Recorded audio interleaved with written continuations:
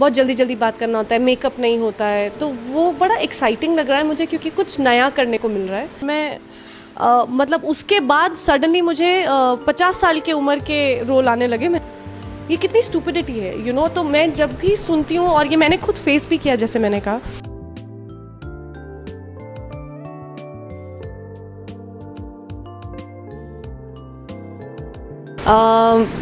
बिल्कुल I am in a very happy space, क्योंकि जब लॉकडाउन 2 साल आया तो बहुत घबरा गई थी मैं। और मुझे कई लोग बोलते हैं कि बहुत लॉकडाउन बोलते हो आप, क्योंकि मुझे 2 साल काम नहीं करना वॉज लाइक अ नाइटमेयर। और फिर टीवी समहाउ ऐसा लगा, इतना कुछ कंटेंट देख लिया तो टीवी वापस जाने का ऐसा लगा था यार कुछ नया करना है।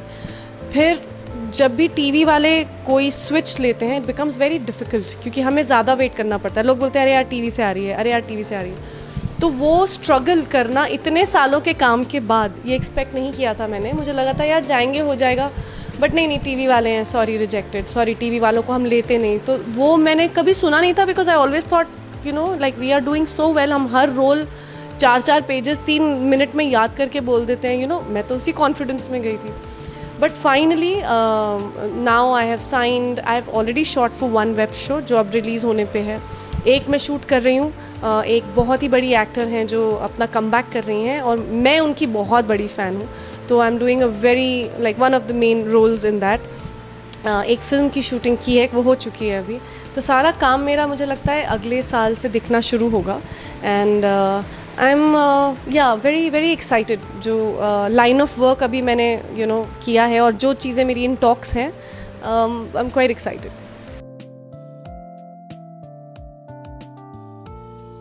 मैं टेलीविज़न बहुत मिस करती हूँ। आई थिंक मैं बनी हूँ टेलीविज़न के लिए, क्योंकि मुझे ना सुबह जाना, शाम को आना, एक ही सेट है, वो ही लोगों से मिलना, मुझे बड़ा ऑफिस वाला बड़ा अच्छा फील होता है।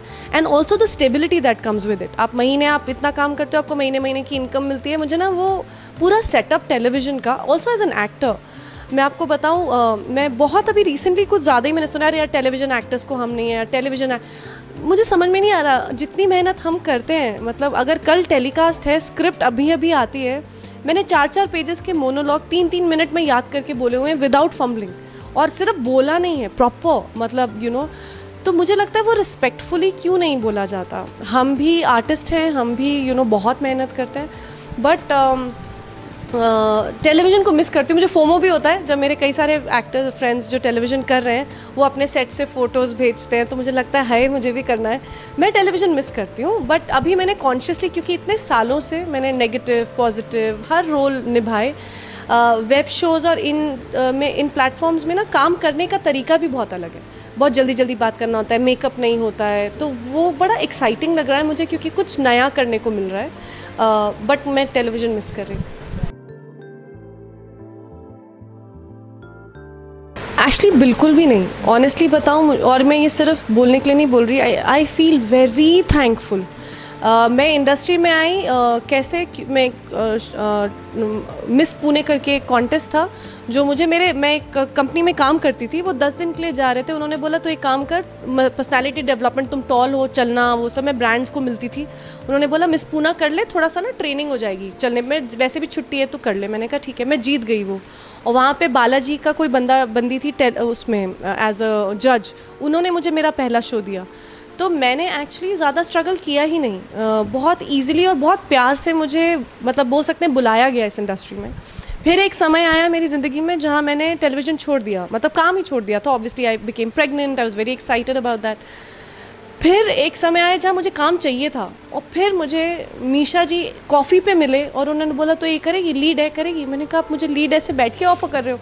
मतलब जब भी मुझे ज़रूरत पड़ी तो मुझे लगता है इस इंडस्ट्री ने बहुत ही प्यार से अपनाया भी, बुलाया भी और इज़्ज़त भी दी। तो I have only reasons to thank. और सबके लाइफ में स्ट्रगल तो होता ही है, that's not my problem at all. And बिल्कुल भी मुझे लगता है I have had a very good time as an artist. हाँ बिल्कुल, मैं ना 85 kgs की हो गई थी जीरन के बाद। और मैं अपने आप को देख के, मुझे नहीं लगता था कि यार, मैं अपने आप को मिरर में देखती थी, बोलती थी यार तुझे कौन हायर करेगा, तू देख ले अपना। क्योंकि मैं उसके पहले अंजलि प्ले करके हटी थी, और इस प्यार को क्या नाम दूँ, बहुत बड़ा हिट था और मेरे रोल को बड़ा सराहा गया। और मैं मतलब उसके बाद सडनली मुझे 50 साल की उम्र के रोल आने लगे। मैंने कहा यार अभी मुझे तो लिटरली तब हुआ था, कितना 10 महीने हुए थे। मैंने कहा 10 महीने पहले अगर मैं 26 साल की प्ले कर रही हूँ, 27 साल की प्ले कर रही हूँ, 9 महीने में ऐसा क्या हो गया, या 10 महीने में ऐसा क्या हो गया कि आप मुझे 50 साल का प्ले करने के लिए बोल रहे हो। और गलती मुझे अपनी दिखती थी, गलती लगती थी तब, अगर मैं आर्टिस्ट पॉइंट ऑफ व्यू से बोलूँ। मैं एक प्लेसमेंट एजेंसी में गई थी कि मुझे कोई भी जॉब दे दो, क्योंकि मुझे पैसे की बहुत ज़रूरत थी तब। और प्रॉपर इंटरव्यू के लिए मैं गई, बड़ी डरी हुई। अब मैंने किया, मतलब एजुकेशन, अब क्योंकि मुझे करते हुए शोज़ 2004 से कर रही हूँ, मुझे सर्टिफिकेट्स नहीं पता था कि ग्रेजुएशन के सर्टिफिकेट्स कहाँ हैं, मास्टर्स के कहाँ पे, वो मैंने इकट्ठे किए। I went like absolute nervous candidate और इंटरव्यू दिया बाकायदा। और उन्होंने इंटरव्यू के आखिरी में मुझे बोले मैं आपको एक चीज़ बोलूँ। मैंने कहा बोलिए। बोले आप एक्टिंग कीजिए ना, आप इतने अच्छे एक्टर हैं, आप यहाँ कहाँ आ रही हैं कॉर्पोरेट जॉब में। मैंने कहा है आप मुझे रिजेक्ट कर रहे हो। बोले नहीं, हम आपको एनकरेज कर रहे हैं। तो मतलब लिटरली मेरे इंटरव्यू पे मुझे ये एडवाइस दिया गया कि ये तो आप कर ही लोगे, ये नहीं करो, आप you are good at what you do. Then I started working out and rest is history. But हाँ, मतलब डेफिनेटली सोचा मैं तो उस टाइम, मतलब रिसेप्शनिस्ट होता, कोई कॉर्पोरेट कॉल सेंटर जॉब होता, मैं कुछ भी कर लेती। हाँ, जेडन की टिप्पणियाँ बहुत होती हैं। वो मुझे कहीं देखेगा बोलेगा you looking very beautiful mummy, और कहीं पे बोलेगा I don't like what you are wearing, what is this. मतलब उसका ओपिनियन फैशन सेंस पे बहुत स्ट्रॉन्ग है। और कभी अगर मैं तैयार होकर जल्दी जल्दी, कई बार ऐसा होता है ना कि ठीक है यार बाल बांधी, मुझे बोलेगा excuse me, comb your hair, go nicely. तो he gets offended on multiple levels, you know. तो जेडन के साथ तो खैर टचवुड मेरा रिलेशनशिप एक फ्रेंड वाला ही है। एंड उसका ओपिनियन बड़ा मैटर करता है मेरे लाइफ में। यार मुझे लगता है मेंटल हेल्थ फिज़िकल हेल्थ से कई गुना ज़्यादा इम्पॉर्टेंट है। मुझे ऑफ कोर्स लाइक, और सिर्फ मैं नहीं, I think all of us have been through our own struggles, ups and downs. Definitely एक टाइम आया था जहाँ पे I used to wake up और मैं ऐसे सिसकने लगती थी, और मुझे लगता था मैं, और ऐसा नहीं कि कुछ याद आ गया या ऐसा नहीं, बट बॉडी और माइंड का कोलैबोरेशन ही नहीं होता था। मतलब मुझे लग रहा है कि मैं नॉर्मल फील कर रही हूँ, बट मुझे आंसू क्यों आ रहे हैं, या मैं तो नॉर्मल काम कर रही हूँ लेकिन मुझे ब्रेथलेस क्यों हो रहा है। ये बड़ा फिजिकल और मेंटल कॉम्बिनेशन है जो न्यूरोलॉजिकली, मेंटली शुरू होता है मुझे लगता है। और ये अवेयर होना बहुत ज़रूरी है for all the women, main, kids, elders, कि अगर आप अपने बॉडी को कंट्रोल में नहीं, you could be sweating, you could be, you know, जैसे मेरा ये होता था, मैं ब्रेथलेस हो जाती थी। Like I would go and, और मैं किसी से बात कर रही हूँ, गाने सुन रही हूँ, मतलब ऐसा नहीं है कि किसी से झगड़ा हो रहा है इसलिए, ऐसा नहीं।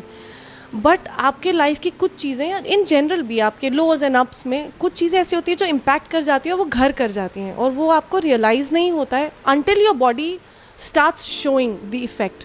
वो किसी को हार्ट अटैक में आता है, किसी को बाल झड़ने में आता है, किसी को एक्ने में आता है, इसके बहुत सारे हो सकते, but it is a very physical output of your mental being, you know.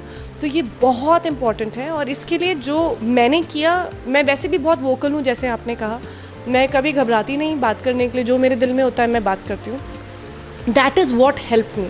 मैं अपनी मम्मा, अपने पापा, मेरी सिस्टर्स, मेरे बेस्ट फ्रेंड्स, मेरे भाई, जिनसे होता था मैं बैठ के एक ही चीज़ कई बार 2-2 बार बोलती थी, और उनको समझ में आता था कि ये वेंट कर रही है, बोल रही है, क्योंकि मुझे उस समय अपना जो मैं फ़ील कर रही हूँ, मुझे बोलना बड़ा, मुझे लगता था ज़रूरी है। और एक्चुअली उसी ने मुझे हेल्प किया। I went to a therapist also. मैंने उनसे भी बात, मुझे रियलाइज़ हो वो एक्चुअली कुछ नहीं करे, वो आपसे बुलवा ही रहे हैं। तो वो मैंने एज अ प्रैक्टिस किया, and I think that helped. Discussing as raw, कोई जज करे, कोई ऐसे बंदे को आप अपनी जो भी आप फील कर रहे हैं वो बोलिए। और मुझे लगता है मेरे एक टाइम पे बाल बड़े झड़ने लग गए थे, मेरे यहाँ पे स्वेट बहुत होता था, तो उसका लॉजिक नहीं समझ में आता था। जबकि ऐसा नहीं है कि मैं उस सिचुएशन में हूँ, नहीं हूँ, सालों बीत गए, निकल गया, बट वो घर कर जाता है। तो मेंटल बीइंग इंसान को, अगर आपको ऐसे कोई फेज़ में आप निकले हैं, शायद आपने उसको केटर नहीं किया या उस बारे में बात नहीं की, कीजिए। Reach out to your people, बिठा के पका दो उनको, एक ग्लास वाइन पिला दो, मैं तो बोलती हूँ, ताकि उनको रियलाइज़ ही ना हो क्या हो रहा है। लेकिन आप बोलो, speak it out, talk it out, that helps. Absolutely, you know, I tell you, lockdown के टाइम पे जो बच्चों का ऑनलाइन क्लासेस हुए, पहले तो बड़ा मज़ा आया मुझे, ऑनेस्टली बोलूँ कि जेडन के साथ, अच्छा मुझे काम करने के लिए काम ही नहीं है, दूसरा जेडन दिन रात मेरे साथ है। ये एक आइडियल सिचुएशन है मेरे लाइफ की, क्योंकि मैं डेली सोप एक्टर, 12-12 घंटे गायब, कोई दिवाली वीकेंड कुछ है नहीं। प्लस जेडन के साथ शुरू में तो बड़ा मज़ा है, लेकिन मुझे रियलाइज़ हुआ कि मैं बहुत सेल्फिशली ये सोच रही हूँ, क्योंकि जेडन को बच्चों को मिलना बड़ा ज़रूरी है, बाहर निकलना बहुत ज़रूरी है, वो झगड़े करना, दोस्तियाँ करना वो बहुत ज़रूरी है। उन 2 सालों ने, और ये मैं बहुत पेरेंट्स से बात करती हूँ, सारे बच्चों को आप ये देखेंगे वो अभी बहुत स्लो लिखते हैं, उनका अटेंशन स्पैन बहुत कम है। आप आईपैड की कंप्लेंट सब मदर्स की सुनेंगे कि जब देखो आईपैड मांगते हैं। क्यों? क्योंकि उनकी रिलेटेबिलिटी ज़्यादा टेक्नोलॉजी से हो गई। टेक्नोलॉजी में उन्हें गाने भी मिल रहे हैं, गेम्स भी मिल रहा है, सब कुछ तो मिल रहा है, तो आपकी क्या ज़रूरत है? इसीलिए बच्चों को सबसे पहले तो I definitely feel as a mother, and I am sure सारी मम्मियाँ जो मुझे देखेंगी वो इस चीज़ से रिलेट करेंगी कि टेक्नोलॉजी का टाइम ही ना मिले। उन्हें मना मत कीजिए कि नहीं मिलेगा, उनको बिजी कर दीजिए। जहाँ वो फिज़िकली नीचे जाएं, थकें, लोगों से मिलें, ये बहुत ज़रूरी है। और बच्चों में एंजाइटी, डिप्रेशन, जो मैं अपनी एज में बात कर रही हूँ, ये आजकल बड़े से बड़े डॉक्टर्स बोलते हैं कि छोटे छोटे बच्चे, 4 साल के बच्चे डिप्रेशन के शिकार हैं, क्योंकि वो आईपैड और इन चीज़ों को उनसे रिलेट ज़्यादा करते हैं। उनको लगता है मैं आपको क्यों बोलूँ, मतलब I am more better of with technology. लेकिन उनसे बुलवाना, जो मैं बड़ों के लिए बोल रही हूँ, वो मैं 4 साल के बच्चे के लिए भी बोल रही हूँ। पूछो क्या, कैसा रहा दिन, क्या आप मतलब क्या खाया, और कुछ चाहिए क्या, किसी ने आपको बुली तो नहीं किया। आज जो बच्चे फेस कर रहे हैं वो हमने नहीं किया। ये जनरेशन गैप जो हम हंसते थे कि अरे मम्मा हम बड़े कूल हैं, आप लोगों का जनरेशन गैप है, हमारे लिए भी जनरेशन गैप है। हमें उनके शूज़ में आना बहुत ज़रूरी है। बीच में कुछ ब्लू व्हेल की कुछ आया था, जहाँ बच्चे टेक्नोलॉजी और उस चीज़ को इतना रिलेट करने गए कि बच्चों ने सुसाइड करने शुरू कर लिए। तो आप सोचिए कितना measure it can be an impact. तो पेरेंट्स कितने भी बिजी हों, कुछ भी हो, बच्चों से बात करें हर रोज़। उनको कौन सा कपड़ा पसंद है, कौन सा रंग पसंद है, री एम्फसाइज कीजिए and talk to the kids. Pity तो बिल्कुल भी नहीं। I think I am very proud of the fact. मैं अगर अभी, क्योंकि मैं वेब शोज़, जैसे मैंने कहा, मैं फिल्म्स कर रही हूँ, मुझे स्क्रिप्ट दे दी गई थी 4 महीने पहले, और एक सीन है कुछ 2 पेज का, उसकी प्रिपरेशन करने के लिए मुझे 4 महीने मिले। और being a daily soap actor, मैंने उसको एक बार पढ़ा, मैंने कहा मैं वहीं करूँगी। आई am very proud of the craft that I have been a part of. The industry, television industry आपको अब थोड़ा बेटर हो रहा है इन टर्म्स ऑफ टाइमिंग, थोड़ी बहुत छुट्टियां भी बीच में मिल जाती है। मैंने एक टाइम पे 2 shows as a main lead किए हुए हैं, जहाँ पे 12 घंटे वहाँ, 5 घंटे यहाँ, 7 घंटे यहाँ, 10 घंटे वहाँ, 18 घंटे नॉर्मल होता था। और उसमें ये नहीं होता था कि आप अच्छा मुझे 3 घंटे दे दो, अरे टेलीकास्ट ही नहीं है। आपको अभी मेकअप करते हुए आपके हाथ में स्क्रिप्ट आती है जिसमें शायद 2 पेज का आपका मोनोलॉग है, और आपके पास चॉइस नहीं है। आप रिहर्सल करते हुए लर्न कर रहे हो। The kind of hard work, the kind of talent television industry has is enormous। आप फिल्म में भी देखेंगे बहुत सारे एक्टर्स हैं जो बहुत पथेटिक एक्टर्स हैं, फिल्म में भी हैं, टेलीविज़न में भी हैं, कोई भी क्राफ्ट में। मैं अगर पेंटर हूँ, मैं अपने आप को पेंटर कहलाती हूँ, मगर मेरे से बहुत अच्छे भी, मेरे से बहुत बुरे भी हैं। तो हर इंडस्ट्री में होता है। डॉक्टर्स भी, आप सब सर्जन्स के पास नहीं जाएंगे। कोई सर्जन्स बहुत अपने हाथ के लिए, अपने नॉलेज के लिए माने जाते हैं, कहीं नहीं माने जाते। ये तो हर इंडस्ट्री में होता है। लेकिन क्या आप डॉक्टर्स के पास जाना छोड़ देंगे? ये कितनी स्टूपिडिटी है। तो मैं जब भी सुनती हूँ, और ये मैंने खुद फेस भी किया, जैसे मैंने कहा कि नहीं यार दलजीत, वो ना आपका नाम दिया मगर रिजेक्ट हो गया क्योंकि वो टेलीविज़न के लोगों को नहीं ले रहे। मैंने कहा बट मैं बहुत अच्छी एक्टर हूँ भाई, ऑडिशन लो, रिजेक्ट करो, बट मुझे ऑडिशन पे रिजेक्ट करो। टेलीविज़न का स्टीरियोटाइप तो मेरी सबसे बड़ी स्ट्रेंथ है। नेगेटिव, पॉजिटिव, कौन से, मैं एक टाइम पे एपिसोडिक्स बहुत करती थी। मुझे लिटरली फ़ोन करके इतना बताया जाता था, मैं इतना ज़्यादा करने लग गई थी उनके साथ, कि इस बार आप किसी को मारेंगी, आप इस बार टेररिस्ट हैं, आप इस बार मरेंगी, इस बार आपकी डबल पर्सनालिटी, इस बार। मैंने कितने रोल्स प्ले किए होंगे जो मेरे जर्नी में रहे, and I am very proud of it. और वो जब बिना ऑडिशन के ये इस चीज़ पे रिजेक्ट हो जाता है कि television, excuse me, we are fabulous actors, you give us a chance, reject us on audition, not on. And आइए आप हमारे काम ज़रा देखिए, बैठिए हमारे साथ 12-12 घंटे।